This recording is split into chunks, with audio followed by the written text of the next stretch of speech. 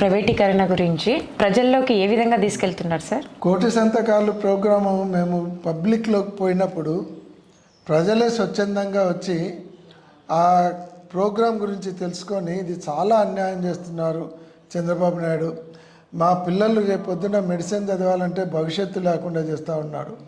పేద ప్రజలు హాస్పిటల్ పోతే వైద్యాన్ని కూడా డబ్బులు ఇచ్చి వైద్యం చేయించుకోవాల్సినటువంటి పరిస్థితి వస్తుంది గవర్నమెంట్ హాస్పిటల్స్లో.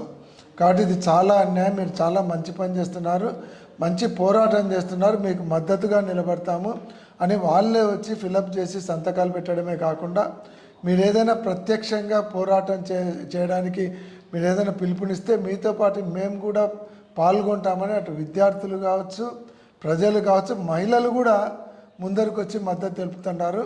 కాబట్టి ఇది ఇప్పటికైనా చంద్రబాబు నాయుడు మానుకోకుంటే ప్రజాగ్రహం అనేది ఎట్లంటుంది అనేది రాబోయే కాలంలో వాళ్ళు వాళ్ళ ఎమ్మెల్యేలు చవి చూసే కాలం దగ్గరలో ఉంది.